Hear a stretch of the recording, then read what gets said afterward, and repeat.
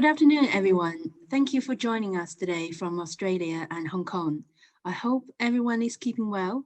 Here with me today are my colleague Will Tolscher, who is the new bar editor at the Legal 500, and my two colleagues Ben Lovell and Alex Owen from the Business Development Department. Firstly, I would like to introduce myself. My name is Bei Zhao. I've recently been promoted to the Asia Pacific editor at the Legal 500 following my previous role as China editor for the past 4.5 years. The latest editorial guideline was published earlier in March. Well, ahead of the deadline, we thought to use this opportunity to introduce ourselves and to explain how to best take part in our annual research. In today's webinar, we will be going through the research process in details and to provide tips on preparing your submissions. During today's session, you will be hearing from both myself, Will, and my colleagues Ben and Alex, who are the business development managers. Will be talking about how the research is conducted, how to prepare submission without making avoidable mistakes. I will now let Will, Ben, and Alex to introduce themselves. Thank you very much, Bei, and good afternoon, everyone. As Bei kind of introduced, my name is Ben Lovell, and I head up the BD team for Asia Pacific at the Legal 500. And thank you all for joining us for what is our inaugural Meet the Editor webinar series for the bar, specifically in Asia Pacific. We've held a number of these sessions. This is the 6th one. Previous ones have covered Southeast Asia, Hong Kong from the private practice side of things, China, Japan, Korea, and India. Each of these sessions is basically designed to really explain how the editorial process works, the differences between the editorial and commercial sides of the Legal 500, and ultimately how your set can take advantage of the Legal 500's website to really highlight your chambers. Obviously, we prefer to be doing this in person in the region, but for now we hope this virtual format works and we're able to explain the initiatives that Legal 500 has put together and which number of chambers are benefiting already. And we ideally want this session to be as interactive as possible. So please feel free to ask questions through the Q&A section on Zoom, and then we'll look to run through all of these at the end of the presentation. I'll just like to introduce my colleagues. So if you just wanted to say a brief hello, Alex and Will, I'll pass over to Alex next, who will then introduce Will at the end. Hi guys, I'm Alex. I'm BD over at the bar for the Legal 500, and no doubt that you guys have all spoken. Well, we've all had a conversation in the past year. It's been quite fun getting this, ranking the Australian sets and the Hong Kong sets. So it's fantastic. And yeah, any questions, please do it via the Q&A, and we hope this is as informative as possible. I'll just pass you over to my colleague Will, who is the bar editor at Legal 500. Good afternoon, everybody. I'm Will Tolscher. I'm the bar editor of the Legal 500, which means that I work alongside Bei on our coverage of the independent bars across Asia Pacific, as well as leading our coverage of the UK bar. In the PowerPoint, which I'm about to bring up now, I'm going to talk through a few pointers onto what to include in your submissions to the Legal 500. The research process is based on evidence-based submissions rather than pure market feedback. So what we're looking for is information about what you have been doing as its fundament. Here is some information about the Legal 500 more broadly. These are the points which Ben and Alex will be touching on later, so I won't be dwelling on this too much, but for over 33 years, we've been covering the best law firms in the world. We've been covering the London bar for many years, and we started with our first research of the Hong Kong and Australian bars last year. This will be coming into its 2nd year, and we've been greatly impressed by the enthusiasm and the dedication in the market, and we look forward to building even closer relationships with the Hong Kong and Australian bars.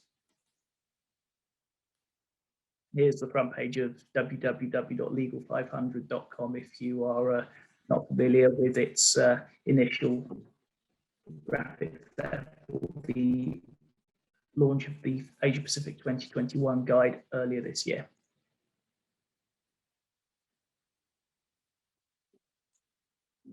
Now, you may be wondering what submissions are. Fundamentally, we're looking for an evidence base as to what you and your fellow members of chambers have been doing over the past year. There is a set template document for these at www.legal500.com. These are some images of that now. The template and the guideline are updated every year. This year's version includes some new content, some new modifications to specifically reflect the markets in Hong Kong and Australia. The forms are reasonably self-explanatory, we hope. Microsoft Word format documents, which we ask to be provided alongside a Excel format list of referees. These are sent in via www.submissions.legal500.com. You can generate login details for that at www.legal500.com/FAQ. The one thing I would say at this stage is, in the past, we may have had some flexibility on this, but going forward, we are no longer able to accept submissions via email under any circumstances. So we will certainly do our best to assist you with that, but that is how submissions should be sent in. Our research is broken up into practice areas, and in Australia, we have kept the exact same practice areas as last year. So we have, in addition to our sort of perhaps flagship, arguably, coverage of commercial litigation, we have standalone coverage of IP, labour and employment, energy, and similar. In Hong Kong, we have added an admin and public law section for this year based on demand from a number of sets. We've also lightly renamed a few practice areas to slightly broaden the scope of them based on some areas that we received good feedback on. And we also have a small section covering the English bar's work in the Asia Pacific region as well. We also have a legal counsel section in Sri Lanka too. Now, as you may have seen from legal500.com, our rankings are broken up into several different tables in each practice area. We have a leading sets ranking, which we will be doing for all practice areas in all nations in the bar in Asia Pacific.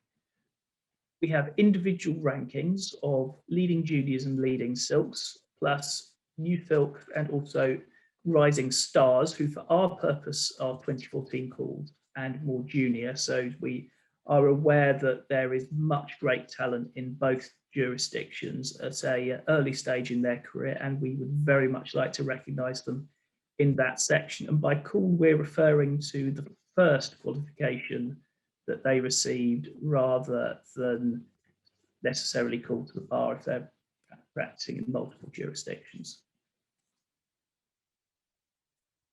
The key factor in determining the rankings, unlike a number of other publications, is evidence-based work in the submissions. So that is the one thing that I would encourage you to put most of your thought on. We do look at referee feedback, and that is where the quotes that you will see in editorial are generated, but that is a secondary factor in determining the rankings. We also look at a number of other areas in terms of drawing up rankings, but the key thing I would emphasize is that submissions are the fundament of the process. We ask each set of chambers to send in one submission per practice area. So we're able to analyse matters on the practice area by practice area basis. And also we look to use it to see what differences between each individual chambers is. Now, sending them in on time, we appreciate the amount of work that goes into them. However, it is very important when it comes to ensuring that they will be brought to the attention of the researcher at due time. I would also make it clear that when it comes to the referee spreadsheet, that there is limited to no flexibility for us to accept late referees. So please do bear that in mind.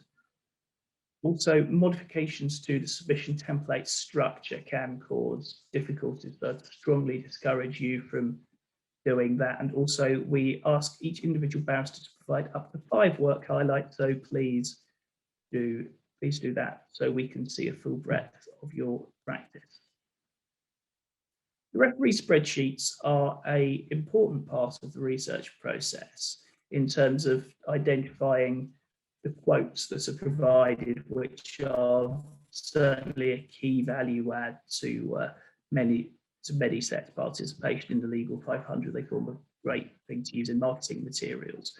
So what I would encourage you to do is to nominate at least 15 is the figure that we provide. That is not a fixed minimum, but it's something that we would certainly encourage. You can nominate instructing solicitors, if appropriate, lay clients, experts, opponents, anyone who's able to provide a evidence-based analysis or view of what you've been doing. We contact referees on the contact details you provide them via email. We don't attempt to telephone them unless they specifically request them. This is in order for us to contact as many referees we can. We contact the best part of 500,000 referees a year across all of our guides. So we aim to keep that as manageable as possible. We do contact every referee. We do also ask solicitors for feedback in their submissions. However, I would not encourage you to rely on that generating quotes, as it may be the case that not every law firm participant fully fills in that section, unfortunately. Interviews are another part of the research process. We do them once the submissions are in, and only for firms only for sets rather that submit in the main. You may certainly contact the researchers when they're announced at legal500.com for interviews. That is absolutely fine. In the past, we carried out interviews in person, face to face, and that was, in terms of Asia Pacific myself, for instance, I had the pleasure of meeting firms in Vietnam twice, and as a researcher prior to my appointment as bar registrar in London, I was regularly in a number of London chambers, but obviously owing to travel restrictions and working from home and similar, we are currently carrying out interviews via Microsoft Teams. We don't specifically request that barristers are prepared for the interviews. However, we do suggest that they're familiar with the content of the submission. In Australia, rather than in Hong Kong, because we are aware of the differences between the two markets, in Australia, interviews with clerks will be a fundamental part of the research process, similar to how they are in London. We are aware that the Hong Kong bar is structured somewhat differently, so that US sets have more dedicated practice management functions. So in Hong Kong, we will focus on interviewing members of chambers.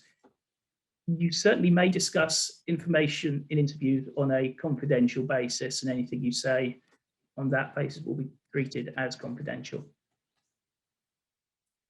If you're not able to put 5 cases forward in a particular year, perhaps you've been involved in a matter that's been running on with, the archetypal example would be, for instance, a 3-month fraud trial.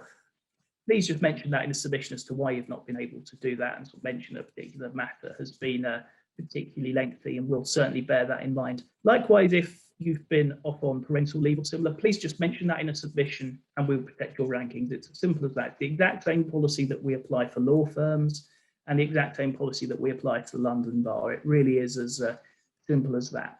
The referees don't necessarily have to relate to the matters in the submission, but we do encourage that to some extent.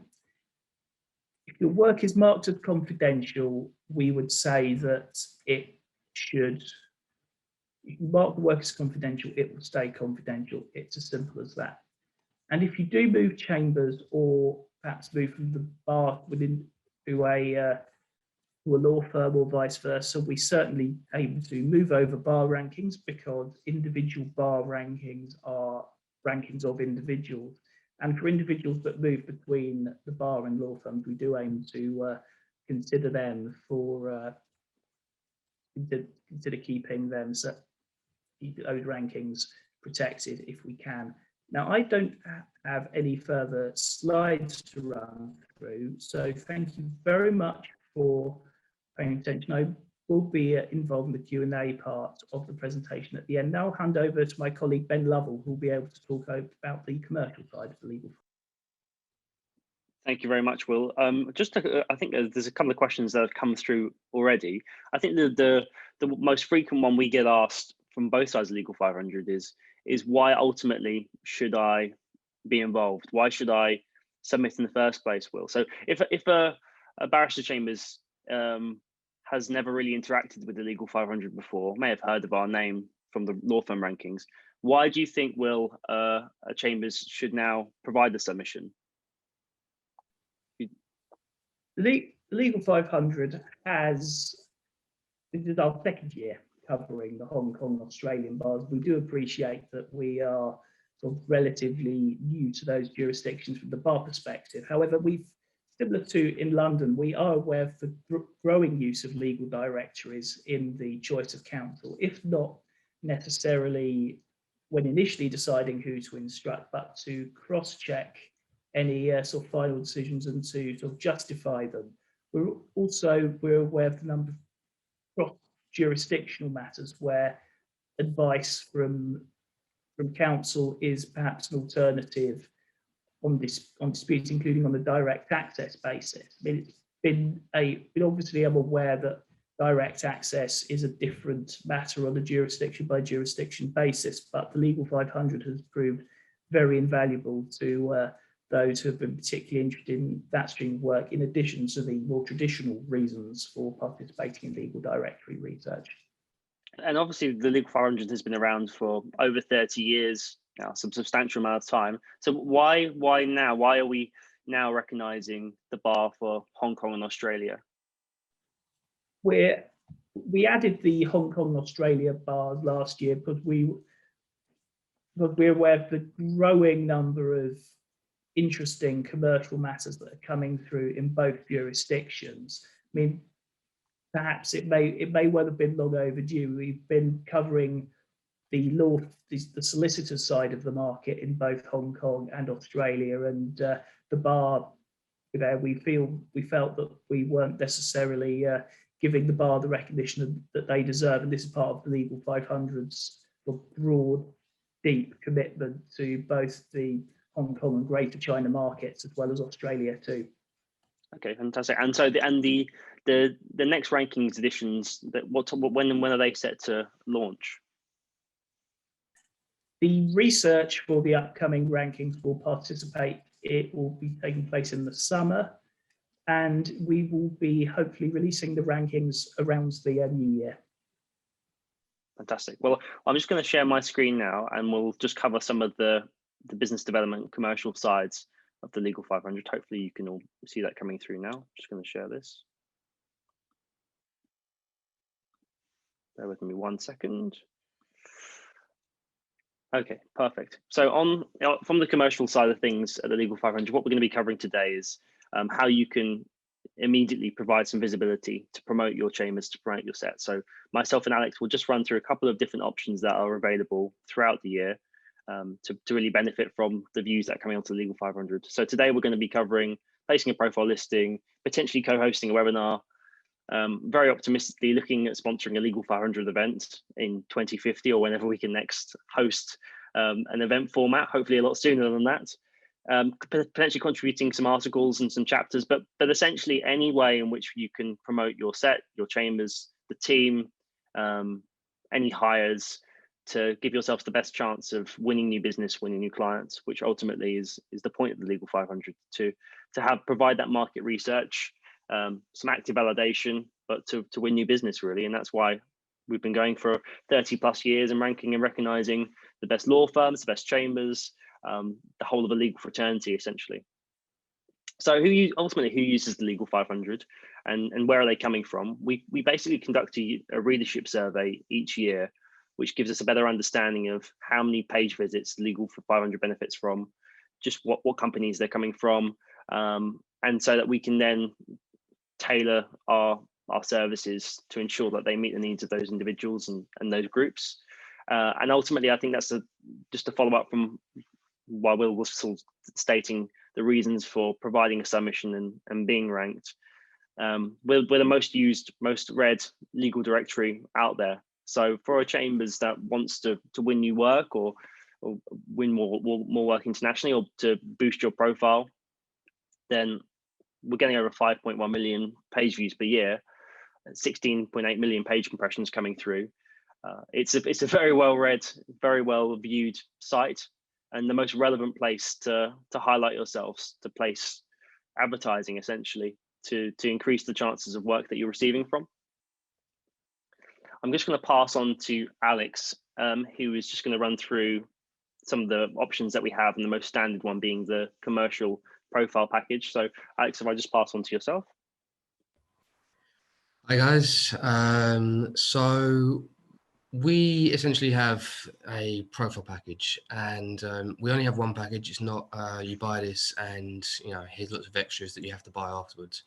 We have a complete comprehensive profile package, and this is the kind of the standard thing that sets do, especially in the UK and all around the UK, and that basically includes everything. So it includes a whole profile for the set itself, so you can outline the history of the set, and all about the set. You can even talk about the diversity of the set. Unlimited barrister biographies, so each individual barrister, whether they are ranked or non-ranked, can have their own biography on the profile. And this is fantastic because it means they can link through to it in their emails. They can showcase it to all their clients and say, hey, look at my lovely barrister biography on the Legal 500. Main work contacts, which really explains itself. Obviously, you can want to put down your main contacts for each practice area. So obviously, whether it be a leading barrister in commercial litigation or whether it be a leading barrister in defamation, you can put them down as the main work contact, or as clerks and CEOs, you can put down yourselves as a main work contact, because people are going to go to that business straight away. Obviously, diversity and community and pro bono, very important, especially in the bar. We always like to see a very diverse range of barristers. I mean, that's what everything's about nowadays, and it's fantastic to see. So it's really, I'd really suggest using this to showcase how diverse the set is. And I'd also say about the pro bono, because pro bono is as important as ever, especially in these times of pandemic, when there's lots of cases going along. Client testimonial and notable cases are also included. So this is obviously separate to the editorial, but you can put down client testimonials that obviously your lovely clients have said about you, and that the end user using the Legal 500 can find about you on here. And obviously we have the microsite web link, so people can find it. Social media, if you guys are active on social media. And then one of the lovely things as well is when you have the profile, you have all of the rankings that you have all in one place. So as you can see in this lovely picture here, obviously you can see for aviation, you've got the rankings there. So all of your rankings be listed on the page and a profile, which is really easy for the end user to see.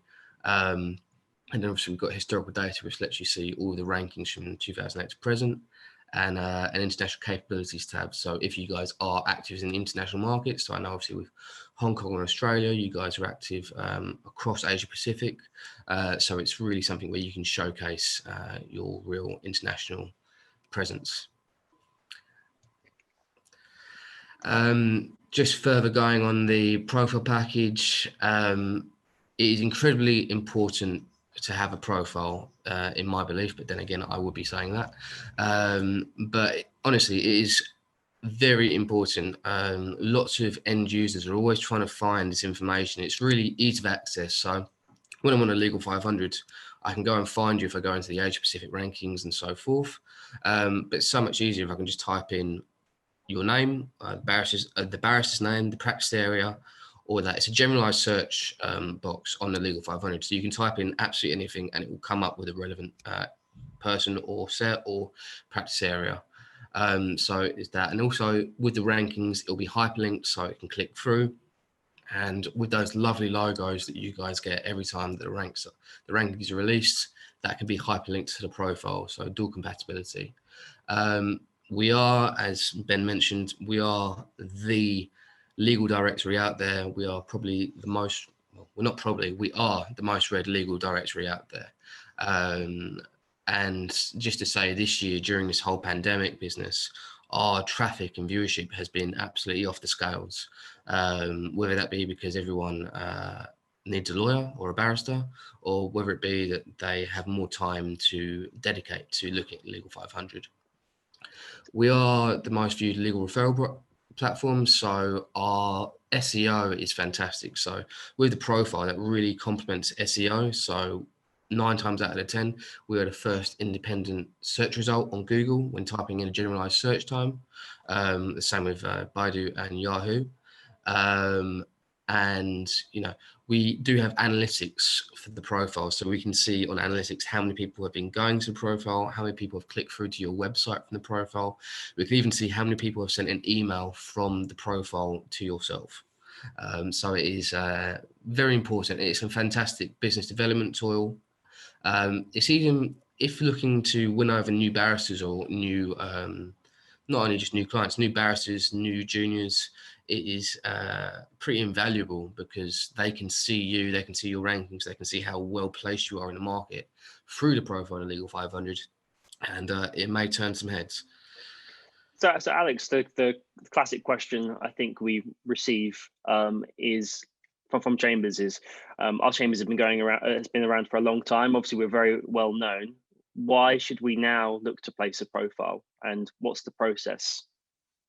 So I do get this question every now and then in all markets. No matter how well placed you are as a Chambers and how well known you are and you think you're established, there is always need to market yourself and advertise yourself properly.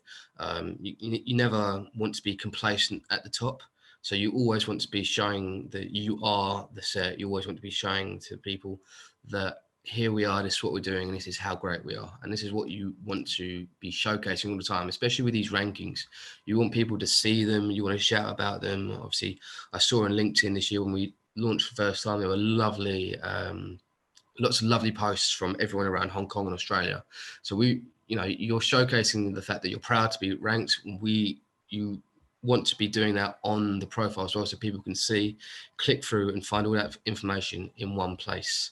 And I know obviously the Hong Kong and Australian bar is a bit more conservative when it comes to marketing. I know, for instance, with the UK bar, marketing is still relatively new for the bar over there. It's been about, I don't know, 10 years, maybe more, where marketing has gone absolutely crazy over here.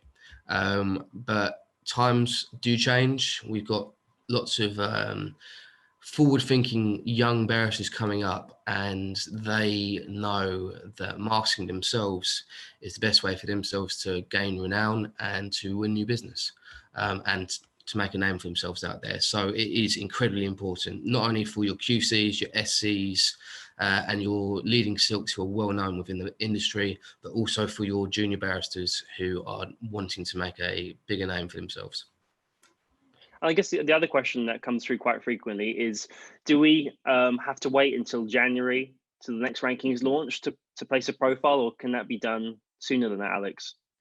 The beauty of the profile is it's all done online nowadays. So you can place a profile anytime throughout the year, and that can also be updated 12 months around the year. It's all done via username and passwords and WordPress. So it's very easy to update, and it can literally be done anytime. Perfect. Okay, we'll just move on to the next slide. So this is just an example of one of the specific rankings practice area pages. So you've landed on the Australia bar. Then on the left-hand side, the editorial lets you select which area to click on, construction. So, and when a firm then places a profile, their name would then be hyperlinked, which would then click through to all the barrister profiles, the set overview, all of the information Alex has kindly covered just before there, to give yourselves the best chance of winning new business from market research. So it could be a law firm is looking to refer work to a specific chambers, doesn't know necessarily which one to select in this occasion or for which area. And then they're able to find that information, want to be able to click on that link on that page to get a better understanding. Or it could be that they're looking to validate a specific barrister in particular and want to type in their name on the top right hand side. We've got our search for function, and that can help to easily validate the individual. So by having a profile in place, it makes it far easier to make this information accessible. And I think when everyone's short of time these days, ensuring that you've got that profile present is becoming ever more important. But I mean, particularly given the last 12 months and how that's changed the world. Previously, everything was networking, physical events, and now everything's virtual and online. So having a profile and having a presence is definitely an ever-growing trend, and something that we're seeing a lot more requests from, to ensure that law firms, chambers, legal recruiters, the whole of the legal fraternity are looking to find ways to further promote themselves online. And then we touched upon the events at the very start. So as over the last 30 years, Legal 500 has built up our name for ranking and recognizing the best law firms, best sets all around the world. But around 5 years ago, we looked to expand that and help build relationships a bit further. So we launched a project called the GC Power List. And what that was designed to do was to recognize and acknowledge the most innovative in-house counsel, general counsel that were driving their team, driving their businesses, changing legislation, not just seen as the dreaded cost center, but were actively supporting their business in board level decisions. So we wanted to recognize the in-house role, almost a reversal of what we've been doing for private practice for all those years. So for Asia Pacific, we launched this in Southeast Asia, in Hong Kong, Australia, New Zealand, India, and it pretty much became a global product with around 50 different events worldwide. The research itself would take around 3 or 4 months to put together, asking law firms and chambers who should be on this list, which of your clients should be on this list, who really were the most prominent general counsel, heads of legal. And then we'd look to host a cocktail reception. So the Singapore, for example, was held at Raffles Hotel. We held the Australia one in Sydney. Hong Kong was at the Mandarin Oriental in Hong Kong, and then put together this really elite cocktail reception, bringing the best general counsel together. So once the situation certainly improves and travel restrictions are lifted and larger scale events come back into play, which I think inevitably they will do at some point, we'll look to pick this up. And how chambers can be involved is ultimately by sponsoring these sort of events, getting in front of the most prominent general counsel. We typically look for sponsorship tends to be on an exclusive basis as well. So, I mean, in the Southeast Asia and Hong Kong examples, we've worked with Blackstone Chambers quite a lot on those events and formats. And ideally, we want to put together an event that really brings the best within the legal market together. So that's the GC Power List, and that was the research project which started all of our events. It's an annual event from there. And then since then, beyond that, we look to host more content-led events. So our dispute summits were then the next format to really take place beyond that, which we held in the Middle East and Singapore. The next one we have optimistically coming up is going to be in Hong Kong at the Hong Kong International Arbitration Centre, which will be either the very end of this year or early next year, depending on the situation of it all. Alex, why do you think barrister chambers should work with the Legal 500 on an event of this sort of format and scale? It's quite interesting. So obviously with these events that we do, GCs evermore are the heart of the legal business that people are trying to win. And seeing it more often that barristers chambers are being more involved in winning over business from GCs. The GC thinks, the GC goes directly to the barrister, and that way they can represent them through there. And this is becoming ever more important. So with these dispute summits that we do, we have a fantastic array of GCs that attend. Our Middle East summit, our dispute summit in Dubai, I think we've been doing it a couple of years now, and every year it's over 150 people. I mean, we even had to open up the room a bit more because we had so many people, and we're having top quality GCs like the GC from Saudi Aramco turn up, and it's very heavy and weighty company to have a GC from there, and think of the business opportunities from that. But then also the sponsors that we have on the Dispute Summits as well. We also have law firms sponsoring. So, for instance, with Dubai, we had Winston & Strawn, Charles Russell Speechlys. We had quite a few different law firms, and that's also kind of a cross benefit for the barrister chambers, because you get to see GCs and law firms at the same time, which is fantastic. I mean, in that bottom left picture there, you can see lovely David Barnes from Atkin Chambers in London. You can see Mr. Lovely, the other David Goddard from Fourth Stone Chambers. And they have been doing the Dubai event for, I think, 2 years now, and absolutely love it every year. So it's just a fantastic way for barristers to try and win a bit more business from the GCs and actually showcase their set on a big scale to a lovely audience and showcase what they know and how good you guys are at what you do. And with just to add to that, with the dispute summits and summits generally, they tend to be full day events, 5 or 6 different panel discussions. Each panel discussion is around an hour, and typically a member of chambers would then moderate a panel session or participate as a speaker. And then we'd hear from the private practice side of things, the in-house perspective as well, so that whatever topic we're discussing, I mean, it could be use of technology in arbitration, how arbitration is changing generally, or managing a cost-effective dispute. It could be any sort of range of topic area, but it's positioning your chambers and your set as the thought leader, facilitating the conversation, bringing the most out of the in-house counsel as well, and providing an event and an opportunity to update changing legislation and to hear their thoughts and their side of things, really. So these events, I mean, in a typical year, we'd host around 150 events. We'd host 5 or 6 of these major summits. Beyond that, smaller roundtable discussions. But I think the summits are always the big draw, because you are gathering the most prominent individuals together. You're able to share best practice on a particular hot topic area. And it's a select audience, it's invitation only as well. So we look to only have a high level audience that are present. And just to add, we'll make the slides available for this as well. So if there's anything, if you have any inquiries after this, or just want to request any more information about any of the specific events that we've put together, we've got reports for each of them, and a calendar coming up of the next 12 months. Should things pick up, the type of events that we'd like to hold, and eventually the ones that will come back into place and will be regular fixtures. I mean, our sister publication, sister company, Legal Business, have been hosting the commercial litigation and arbitration summits in London for well over 5-6 years as well, beyond that. So if you're looking to get in front of a particular audience anywhere in the world, not just Asia Pacific, then there's certainly plenty of opportunities to do so. And I'll just add, here are some of the ones that we have planned coming up. So our GC Summit series will be held in pretty much every Asia Pacific nation, ranging from New Zealand to Taiwan to Macau. It really is in absolutely every single location. And we're one of the few directories that actually puts those sort of events together on that scale, to really recognize not just the best talent regionally, but in each specific market as well. So if you're looking to build relationships with the general counsel in those markets, as well as the leading law firms, then being part of an event like that is a good way to get that across.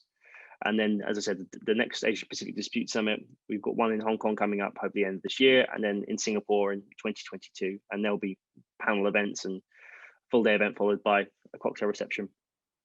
But in the meantime, the area and the side of the Legal 500 that's really picked up in response to the global pandemic has been our virtual content and the Legal 500 webinars. We've held around 100 of these different events and formats, and they're designed to cover everything from cyber challenges in China to the rise of e-commerce in the Philippines. Each session's around 60 to 90 minutes, held on Zoom like we are today.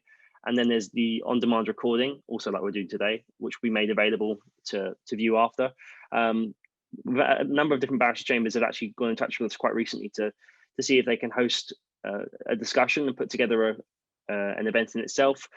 They tend to be on like the softer side of law, like the changing role of the legal market, again, how technology is changing a particular area.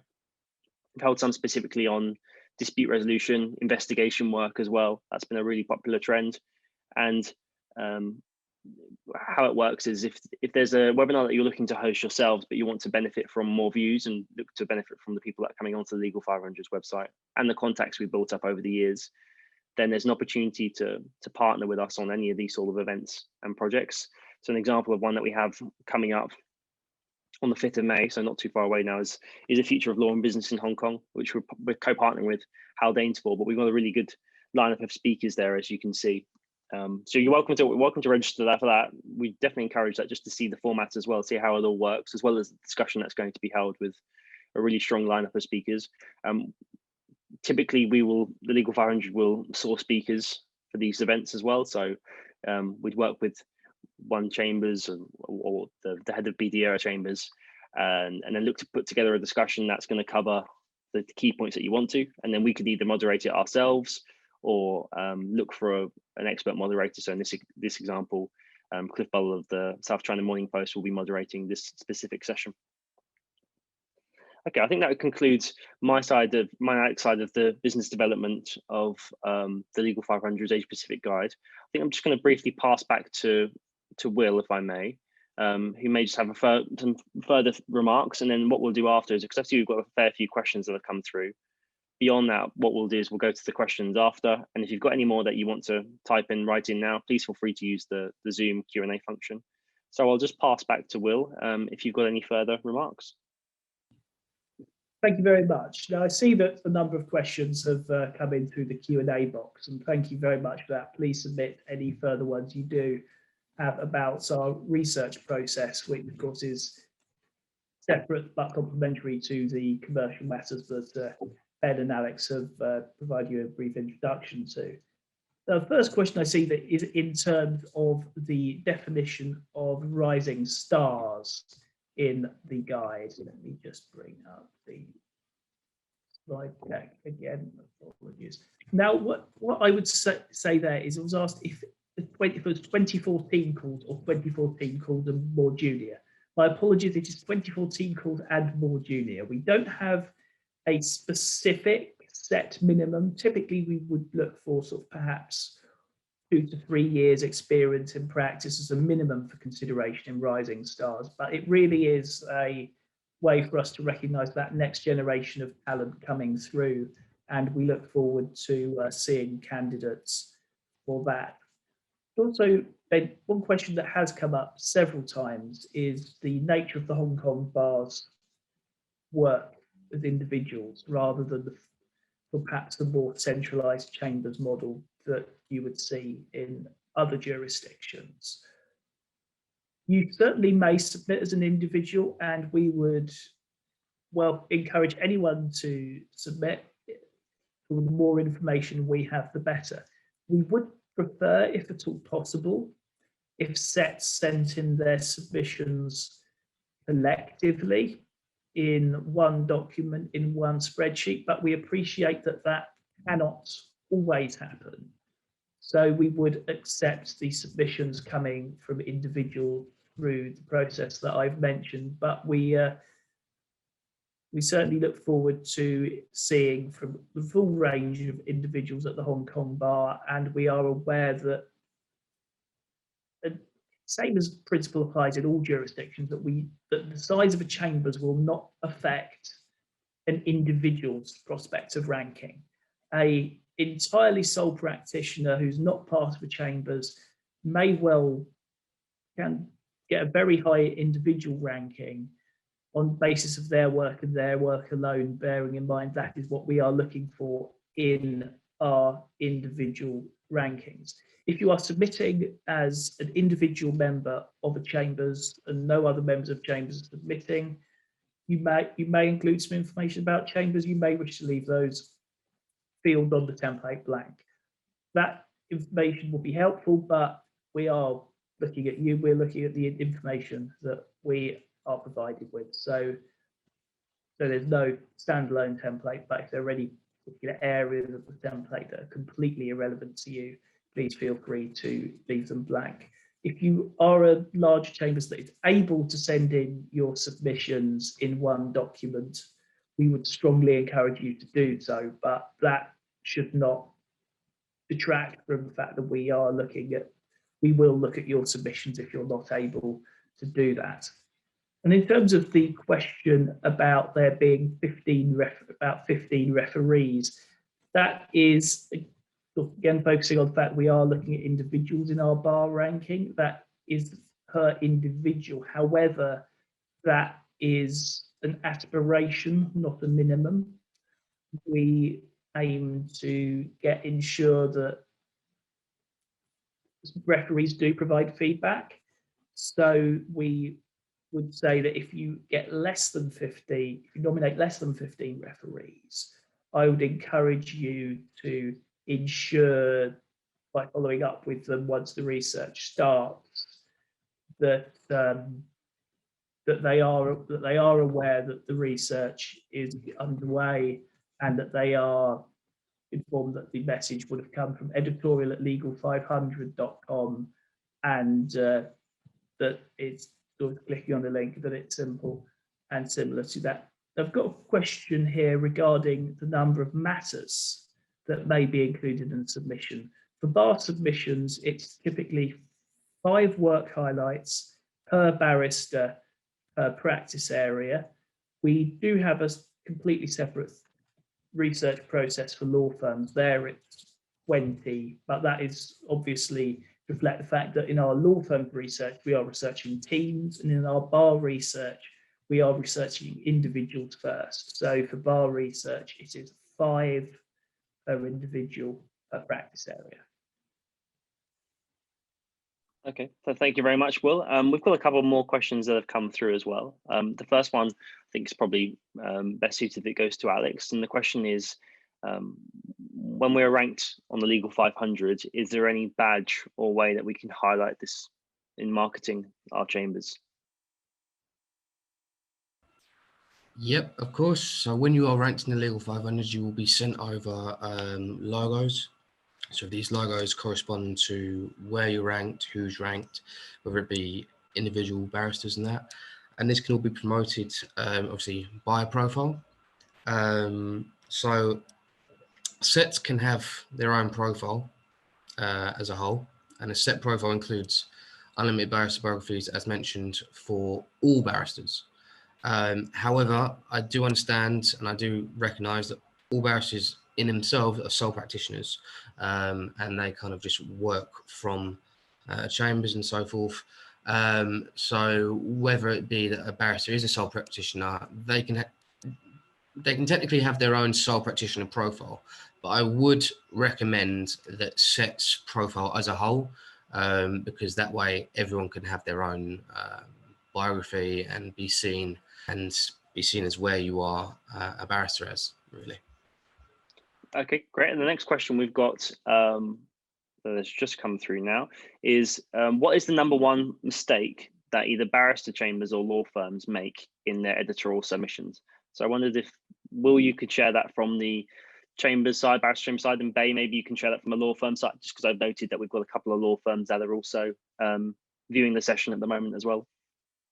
So, Will, if you wanted to start. The key mistake that I would identify that individuals make is to ensure that work highlights are not necessarily provided in a clear method. We want to, work highlights are the fundamental of the research process. So we look forward to seeing them. They're typically around sort of 100 words or so, and we would encourage you to mention what makes a case unique, what makes a case interesting, and what makes a case special. You may put the same work highlight in more than one different practice area. That is entirely normal, bearing in mind we appreciate our practice areas are not necessarily a full reflection of how the market works in practice. Bearing in mind, we appreciate that our boundary line is something that no real matter could ever truly fit within, so to speak, in many cases. And then, Babe, I think you just may want to just unmute yourself before then sharing the private practice side of things. Okay, and I think in terms of common mistakes law firms make in the research process, what we commonly seeing are the matter highlights collectively, not showcasing the full scope and depth of the practice. So perhaps maybe the work highlights only really reflected part of the practice rather than the collective strength of the whole team. So I think in terms of selecting matter highlights, which is one of the very important factors we take into consideration when ranking firms, be very selective of what cases you put forward and why you put forward those cases, as Will explained what are the unique factors of those cases and why your firm or your sets were chosen as the right law firm or the right counsel to represent the clients in those matters. I think that's one of the very important factors, but often mistakes were made during the process of preparing submission or participating in our research by firms. Okay, and then another question we've got, which is also addressed to Bei, is regarding the interview process. How can we get in touch with the relevant and respective researchers, and when will that information be released? Okay, so on our submission page, which we'll demonstrate it to you earlier in one of the slides, which the slide can be made available to you if you request by email following the webinar. On the page where you find the submission template, referee spreadsheet, and all the practice areas we cover for each of the jurisdictions in Asia Pacific, you can also find the researchers' contact details and what practice areas they are researching for on the day the Asia Pacific research starts. So for this year, it's 5th of July. So all the relevant information can be found there. You can get in touch, arrange interviews, or if there are any updates you wish to let the researcher know, you can find all the relevant information on our website. Okay, and then another question we've got is, if a case for the work highlights crosses 2 practice areas or multiple practice areas, can a barrister use the same case for submission in both of those practice area submissions? So Will, what would you advise in that situation? I would advise them that if a matter fits multiple practice areas, that is entirely common and entirely natural. We appreciate that our practice area boundaries are perhaps a definition that won't necessarily be able to neatly divide every single case. So if it includes multiple, I would include it in multiple submissions. If there are perhaps different elements you want to tease out in the description, you may wish to do so. But that's certainly not a fundamental issue at all, and you may include one matter in several practice areas. Sorry, after you, Bei. Sorry, I think I would just like to add there, if you are putting one particular case in multiple practice area submissions, make sure that you explain why this particular case is unique in the relevant practice area submission, because just because it might be unique in a corporate and M&A submission doesn't necessarily mean from the IP angle or from the competition angle it's as unique. So we need those information. We need firms or barrister chamber sets to provide that information for us to better assess the strength of the team and the type of work they are able to handle.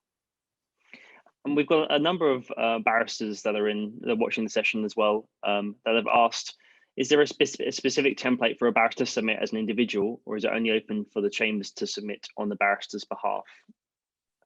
So I wonder, we do encourage chambers to submit collectively where they can, but we appreciate that that isn't necessarily possible in sets that don't have any real degree of clerking type infrastructure, as perhaps one might see in Australia. It's perhaps more of a question that's relating to Hong Kong here. So what I'd say is that if you can send submissions in collectively, I'd encourage you to do so. But if you're not able to do that, you can certainly individually send in submissions. And if there are particular questions that aren't relevant, please feel free to leave them blank. Okay, and then another question on the similar line is referring to, is it possible to be ranked on an individual basis instead of chambers as a whole? Yes. There are a couple of, okay, yes, fantastic. The individual rankings are drawn up based on the strengths of that individual and that individual alone. We do not use the set rankings to calculate the individual ranking. If anything, it's the other way round, so that the set rankings are generated based off the strengths of the individuals. Another question we've got is, there are a number of different legal directories that are currently out there at the moment. Why should we submit for the Legal 500 specifically? Legal 500 has the most detailed research of any legal directory in terms of the bar in Hong Kong and Australia. There are other publications around, however, they frequently have fewer practice areas, often do not cover certain specific areas that are crucial, or do not have fully evidence-based research processes.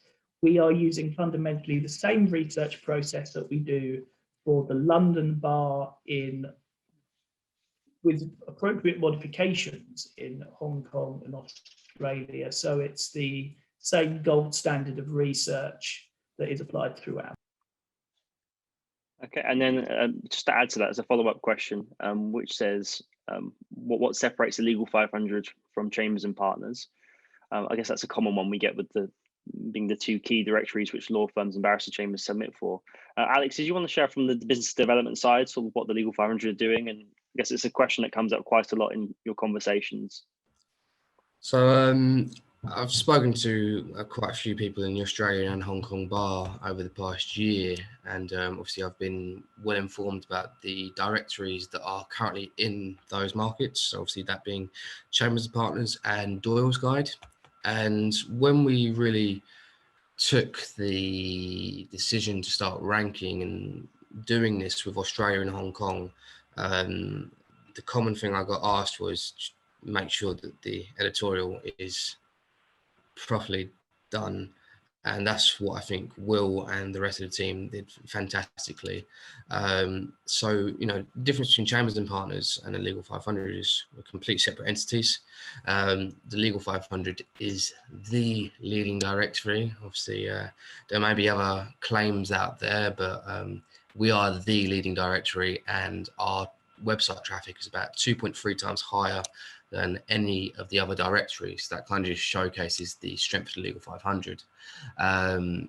So there's quite a few differences, but the main difference is the Legal 500 is the #1 directory out there that people go to, especially for market information and this globally as well.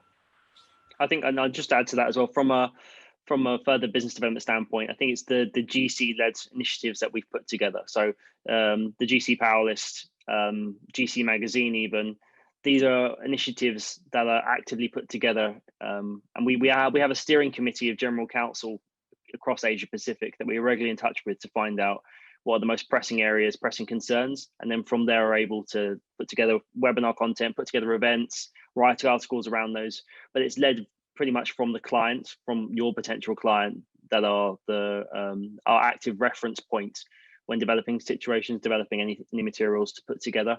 So I think that's really what's helped separate us. I mean, the fact that we held 150 events in a year is more than any other legal directory put together in terms of the scale that the events we were putting on. I mean, even on the virtual content now, I think we're still the most prominent ones with over 120 webinars in the last 12 months or so. So as an active content producer, in addition to the rankings, there are further ways in which general counsel and our audience are becoming more engaged with what the Legal 500 are doing.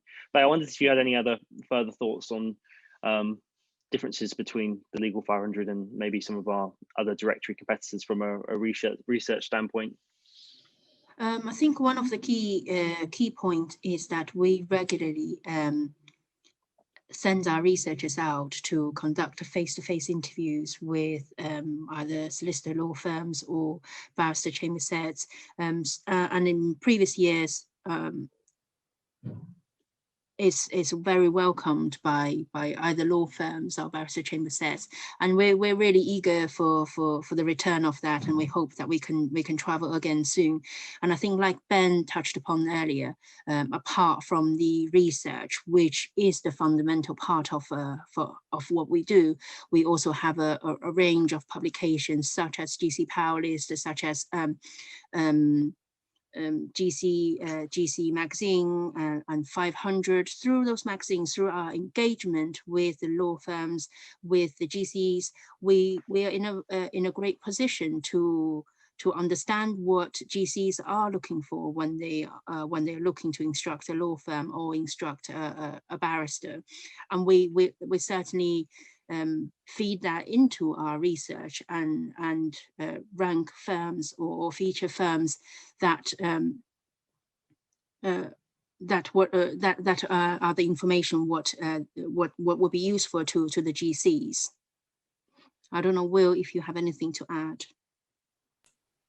I think it's right that our editorial fits into a broader sort of broader context, and also point out the sort of global reach of the Legal 500 and the fact that we put our bar coverage in Hong Kong and Australia front and centre, and in a way that perhaps other publications do not.